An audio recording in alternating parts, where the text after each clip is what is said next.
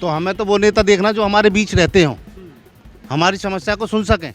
यहाँ बहुत सारी समस्या इनको, जैसे अभी जीएसटी की समस्या है, जीएसटी है, नोटबंदी का भी व्यापारी बोलता है कि नोटबंदी से भी इन्हें नुकसान हुआ है। लेकिन महंगाई बढ़ती है, लेकिन इस कदर नहीं बढ़ती, एकदम डबल हो जाना। ये वोटर अब बड़ा श्रूड हो गया है, बहुत चालाक हो गया है, और ये अब इतना भोला भाला नहीं रहा कि इसे भैला फुसलाकर किसी व्यापारी से या किसी वोटर से आप वोट ले लें। 2022 के विधानसभा चुनावों को लेकर लगातार सियासी मौसम बदलता नजर आ रहा है और ऐसे में बदलते मौसम को देखते हुए राजनीतिक दल भी जमीन पर उतरकर लोगों का मन टटोल रहे हैं और अपनी अपनी पार्टियों को वोट देने की अपील कर रहे हैं। पश्चिमी उत्तर प्रदेश से शुरुआत हो रही है मतदान की, लेकिन ऐसे में बीजेपी के चाणक्य अमित शाह मैदान में है और लगातार माहौल बनाने की कोशिश में है। लेकिन आज अखिलेश यादव और जयंत चौधरी की दोनों की एक साथ मिल करके वो भी पश्चिमी उत्तर प्रदेश में माहौल को साधने की कोशिश में जुटे हैं। तमाम तरह की बातें कही जा रही है, लेकिन जमीन पर स्थिति क्या है, हम लोगों से बातचीत करने की कोशिश करेंगे। दादरी विधानसभा क्षेत्र में आज R9 न्यूज की टीम पहुंची है। कुछ व्यापारी वर्ग से जुड़े जो लोग हमारे साथ इस वक्त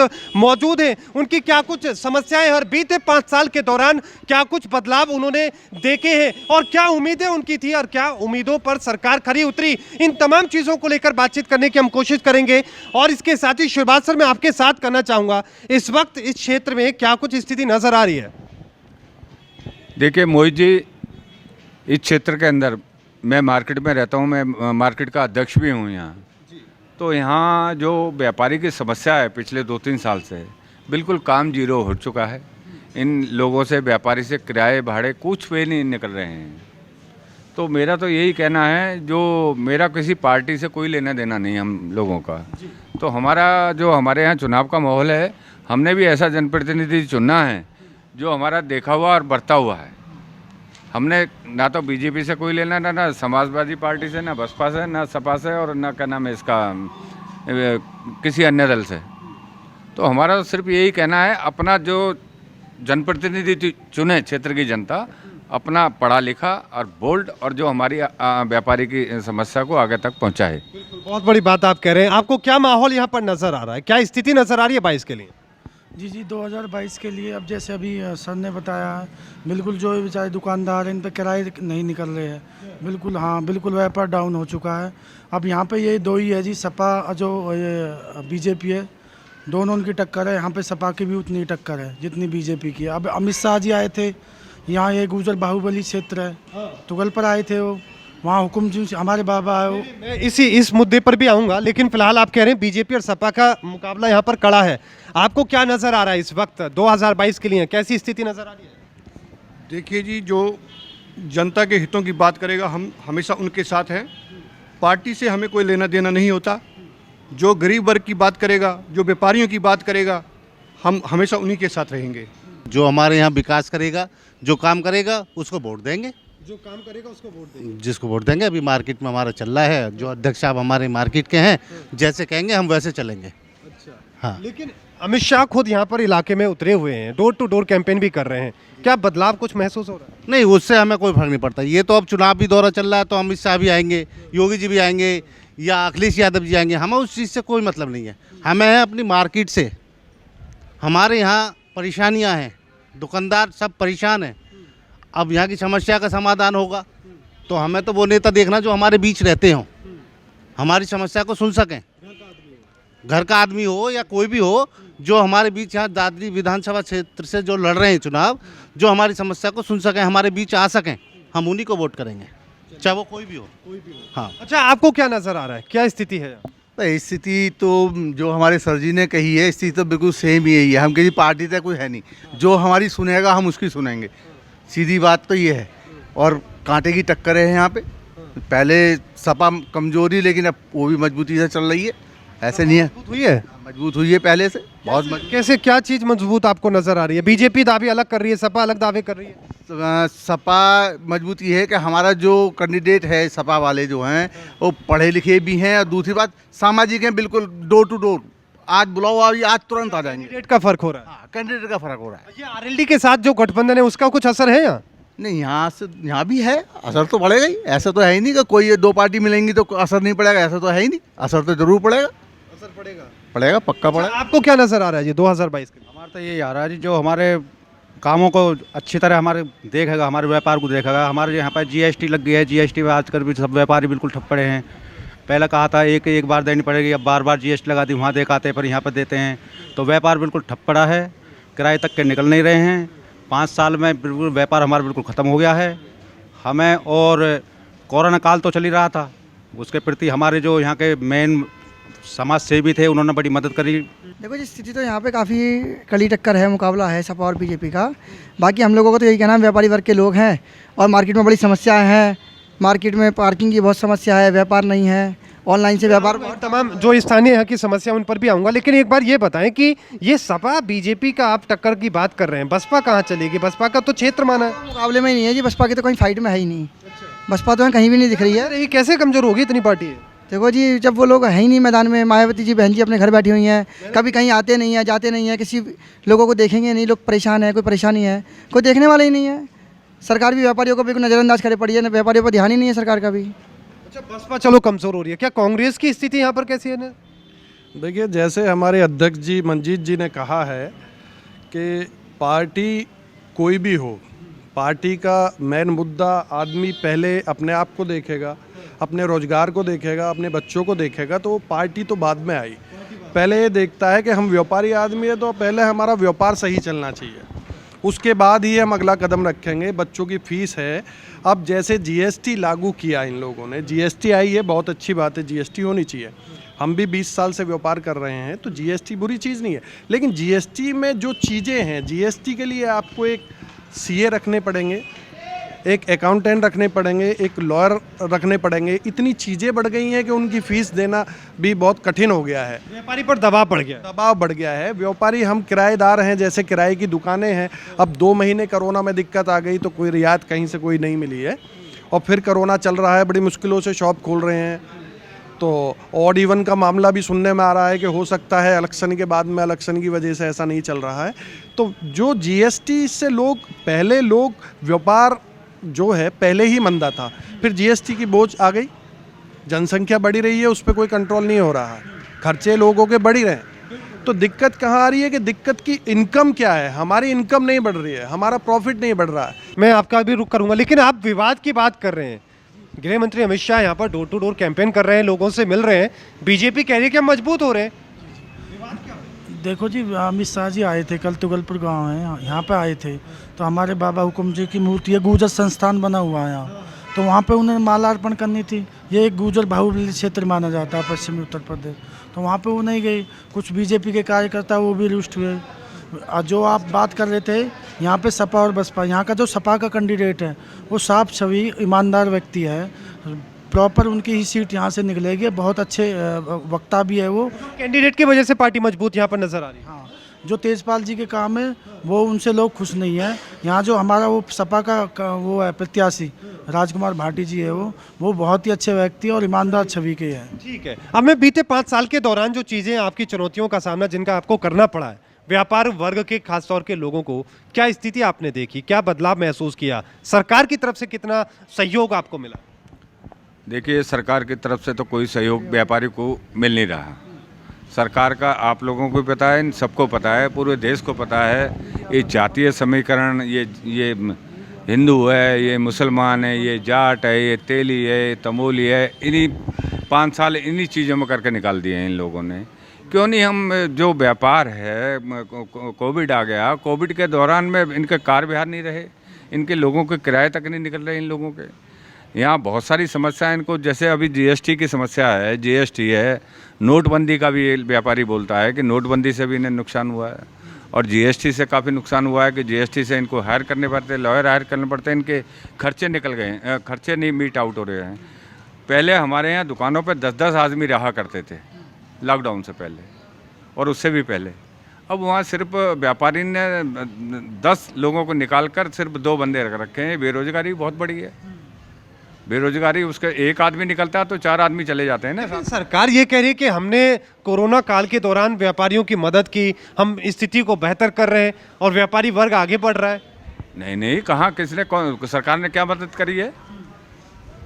किसकी मदद करी? सामाजिक लोगों को तो काम नहीं करने देते थे। सामाजिक लोगों के आपने देखा ही है क्या क्या आलम कराए, यहाँ दिल्ली में कराया, सब जगह करे हैं। उनको कभी तुम्हारे पास सामान कहाँ से आ रहा है। हमने यहाँ कम्युनिटी गुरुद्वारे के अंदर कम्युनिटी किचन चला रखी थी।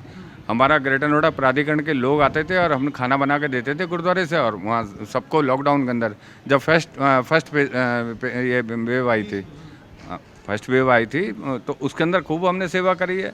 सामाजिक लोगों ने, हमारी टीम ने बहुत मदद करी है। किसी को सूखा राशन और किसी को खाने के पैकेट पहुँचवाए हैं हम लोगों ने, और प्राधिकरण के लोग ले जाते थे।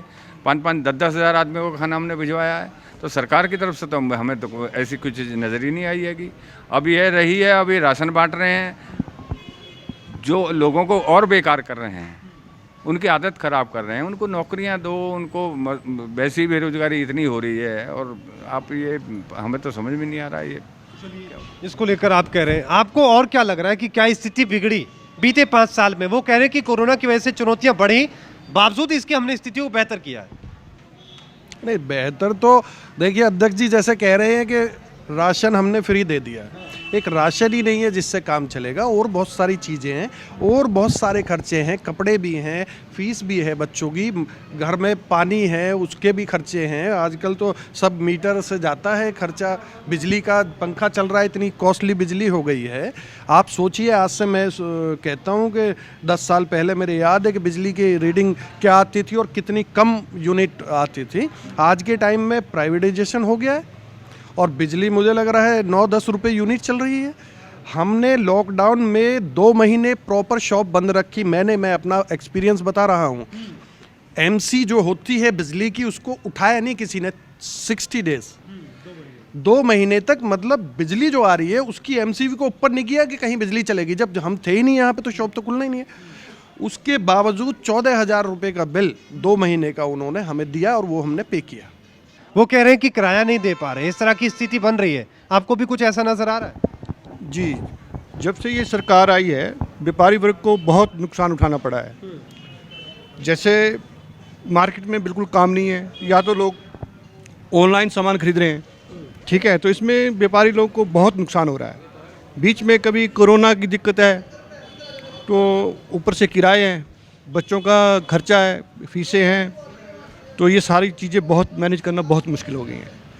तो लेकिन सरकार डिजिटलीकरण जो बोल रही है बार बार कि डिजिटल इंडिया, इतना डिजिटलीकरण होगा तो नुकसान आपको फिर बढ़ता जाएगा। नहीं, तो देखिए, ये उसके साथ साथ उनको छोटे व्यापारियों का भी ध्यान तो रखना पड़ेगा ना। डिजिटल का मतलब ये नहीं है कि कुछ लोग जो हैं काफ़ी घाटे में चले जाएं, उनको मुश्किलें हों, उनका घर का खर्चा ना निकल पाए, तो ऐसे तो काम नहीं चलेगा। वो सबको ही साथ में लेके चलना पड़ेगा उनको। अच्छा, साथ में लेकर चलेंगे कैसे? पुलिस जो प्रशासन की बात करें या फिर हम सरकार की बात करें, वो आप लोगों के साथ कैसे समन्वय बना सकता है, किस तरीके से मदद कर सकता है? जी, साथ की बात यह है, जब अभी राजू जी ने बताया, जैसे हमारे मुस्लिम भाई भी है साथ में, हम हिंदू है, तो सब भाई भाई है। देश में सब एक समान होने चाहिए, जाति भेद मतभेद से देश की आप। ठीक है, व्यापारी वर्ग के जो लोग हैं खास तौर पर, जिन्हें इस तरह की समस्याओं का सामना करना पड़ रहा है, किराए को लेकर, बिजली के बिल को लेकर, ऐसे में सरकार किस तरीके से मदद कर सकती है आप लोगों की? व्यापारी वर्ग, जो व्यापारी वर्ग के लोग हैं, ये चाहते हैं, जैसे बिजली के लिए बताया इन्होंने, वो कम करे, बिजली का जो यूनिट कर रखा है 1 यूनिट का इतना रुपया, वो कम करे, और जो इनकी मूलभूत सुविधा है उन पे थोड़ा और गौर दे, जो ये बताएंगे बाबूजी उन पर। अच्छा, ये बिजली वाला जो मामला है, आपको लग रहा है कि इस बार उत्तर प्रदेश के, मैं पूरे उत्तर प्रदेश की बात करूं तो असर डालेगा? अखिलेश यादव भी बार बार बिजली के मुद्दे को लेकर बातचीत कर रहे हैं, सरकार भी बिल हाफ की बात कर रही है। हाँ, क्यों नहीं, बिजली का बिल्कुल फ़र्क पड़ेगा। तो व्यापार तो है ही नहीं, इनका जीरो व्यापार हो चुका। कहाँ से तिनके को, डूबने वाले को तिनका का सहारा चाहिए। ये तो उसी को वोट करेगा जिसको जहाँ दिखेगा, जहाँ से जिसको लाभ मिलेगा उसी को देगा ये वोट। ये वोटर अब बड़ा श्रूड हो गया है, बहुत चालाक हो गया है, अपने मन के पत्ते नहीं खोलता है ये।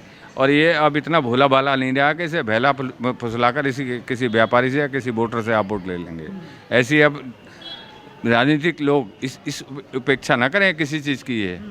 और ये जो अब मुद्दा ही नहीं रहा, आप डीजल को देख लीजिएगा, तेल पदार्थ देख लीजिएगा, अपना ये मस्टर्ड ऑयल हैं और सारी दुनिया भर की चीज़ें, दुनिया भर की महंगाई होगी। कब तक ये चलेगा? ये नाटकबाजी, ये ड्रामेबाजी कब तक चलेंगी? ऐसा कुछ नहीं होने वाला। ये बड़ा श्रूड है, बड़ा सोच समझ कर, हमारा मतदाता बड़ा जागरूक है और ये बड़े सही तरीके से, बड़े अच्छे तरीके से सोच समझ के ये वोट करेगा। जो वाकई में यहाँ हमारे धरातल पर सही उतरेगा, उस जनप्रतिनिधि को हम लोग चुनेंगे। किसी पर खड़े नहीं होती है सरकार, कुछ वादे ऐसे हैं, सारे काम तो ऐसा हर आदमी हर सरकार एकदम सॉलिड अच्छे नहीं कर सकती, लेकिन कुछ काम अच्छे भी किए हैं, लेकिन उसके साथ साथ में कुछ काम ऐसे किए हैं कि जिसकी वजह से लोग बड़े परेशान हैं।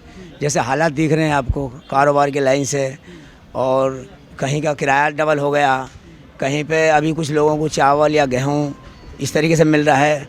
अगर ये कुछ दिन के बाद ही बंद हो जाए, सदा तो सरकार दे नहीं सकती कि सदा इसी तरीके से देती रहेगी।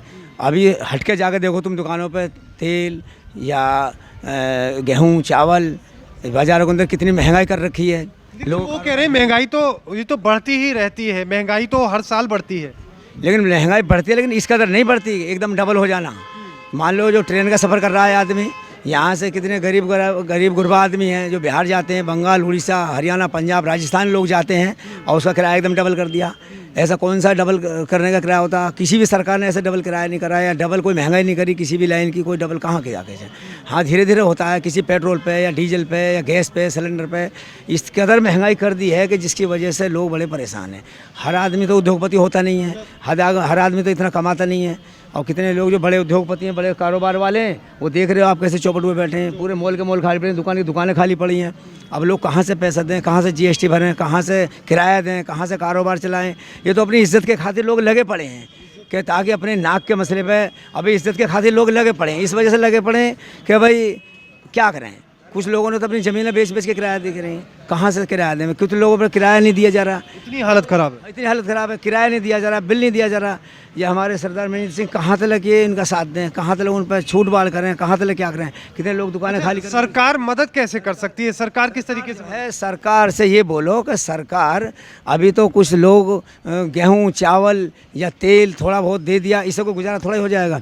लेकिन महंगाई का काम जो बहुत ज़्यादा है, और हर सरकार वादे करती है, कुछ वादों पर खरी उतरती है, कुछ पर नहीं उतरती है। मैं तो ये नहीं कह रहा कि सारे काम खरी उतर गई हैं, सारी सरकार खरी उतरी है अपने काम पे, लेकिन ये सरकार ने कुछ वादे भी पूरे भी किए हैं। तो कुछ सारे काम तो एकदम अच्छे नहीं करे, लेकिन कुछ काम ऐसे करें जिससे लोग परेशान हो रहे हैं। आप सारा देख लें, माहौल बताएं, सियासी माहौल क्या चल रहा है अभी यहाँ? सियासी माहौल ये हो रहा है कि आजकल तो तुम देख रहे हो कि सियासी माहौल कुछ बीजेपी की तरफ से लोगों का रुझान नहीं है। इसके बारे में तो हमें देखो कुछ नहीं बोलना, सरकार कैसे मदद करेगी या नहीं करेगी, लेकिन हमारे यहाँ जो भी मार्केट वाले हैं, हमारे अध्यक्ष साहब हैं, बॉस जी, ये सब लोगों की मदद करते हैं। कोई भी आ जाए, किसी भी टाइम आ जाए, चाहे कोरोना काल हो या ना हो, ये बहुत मदद करता है। तो लोगों को वही उम्मीद होती है जहाँ मदद होती है, और जब मदद होती है तो ये अब प्रचार चुनाव चल रहा, तो मदद भी लोग वहीं जाएंगे जहाँ उनकी मदद होगी। लेकिन जो ये व्यापारी वर्ग का दुख दर्द नजर आ रहा है, किराए को लेकर हो, बिजली को लेकर हो, महंगाई को लेकर हो, क्या मतदान करने जब जाएंगे वो दिखेगा असर? नहीं, उस मतदान में उससे क्या लेना। नाराजगी नहीं दिखेगी वोट करते टाइम? नहीं, वो तो दिखेगी, वो तो अपने कैंडिडेट को वोट देगी वोटर। उसमें अब नाराजगी दिखाओ या ना दिखाओ, वोटर तो सबको वोट डालनी है, तो वो तो अपना कैंडिडेट चुन के ही वोट डालेंगे। उससे नाराजगी से क्या मतलब, चाहे कोई भी कैंडिडेट हो। लेकिन क्या आम लोगों को भी इस बात की जानकारी है कि व्यापारी वर्ग अगर परेशान है तो असर तो उनके ऊपर भी पड़ेगा? सामान कोई चीज़ ले रहे हैं, जीएसटी लग रही है, सामान की कीमत बढ़ रही है, तो ओवरऑल जा तो उन्हीं के ऊपर रही है। जो गवर्नमेंट है, गवर्नमेंट की सही मायने में दोगुली नीति होती है। दोगुली नीति से मतलब है कि अगर वो जीएसटी और ये सब चीज़ ले रही है, और जो इंटरनेशनल व्यापार की लोग आकर के यहाँ व्यापार कर रहे हैं, जैसे ऑनलाइन बिजनेस कर रहे हैं, लेकिन वो ये सभी को पता है अगर उनके कई हज़ार करोड़ का बिजनेस है ईयरली, तो कोई भी आदमी अपने बिजनेस को लंबे समय तक घाटे में नहीं करता।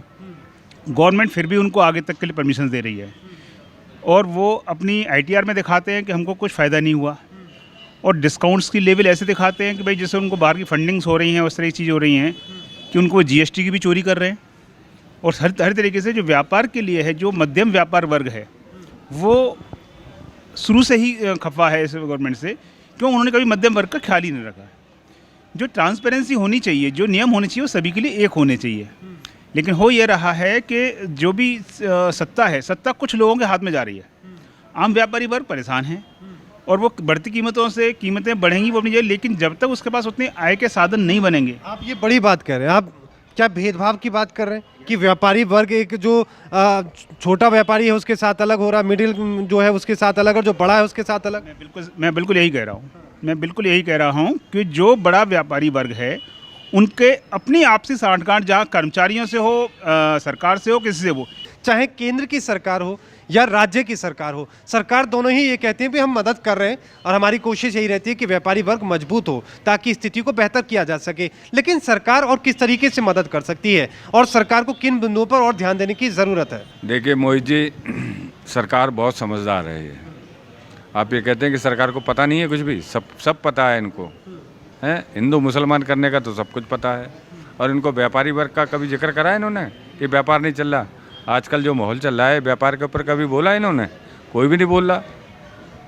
तो ये इन ड्रामेबाजियों से इनसे कुछ नहीं चलेगा। सरकार बहुत समझदार है, सब पढ़े लिखे हैं, बुद्धिजीवी वर्ग हैं। ये 3-4 ही लोग तो हैं जो सरकार में हैं जिनकी चल रही है, तो वो समझदार नहीं है क्या? कोई चाणक्य कहते हैं, किसी को कुछ बोला जाता है, किसी को कुछ भूमिका का बोला जाता है, वो तो सब दिमाग से खूब यार है। हमें तो क्या कहना है इस चीज़ में, खुद जागरूक हैं वो। अभी जनता बता देगी अब तुम्हें कि क्या है। बिल्कुल जनता बताएगी। मूड बना लिया मतलब? हाँ बिल्कुल, मूड बना रखा है इन लोगों ने। मूड बना रखा है जनता ने, लेकिन वो मूड किस तरीके से दिखेगा 10 तारीख को नतीजे के बाद ही साफ हो पाएगा। वीडियो जर्नलिस्ट दुर्गेश के साथ मोहित चौधरी, R9।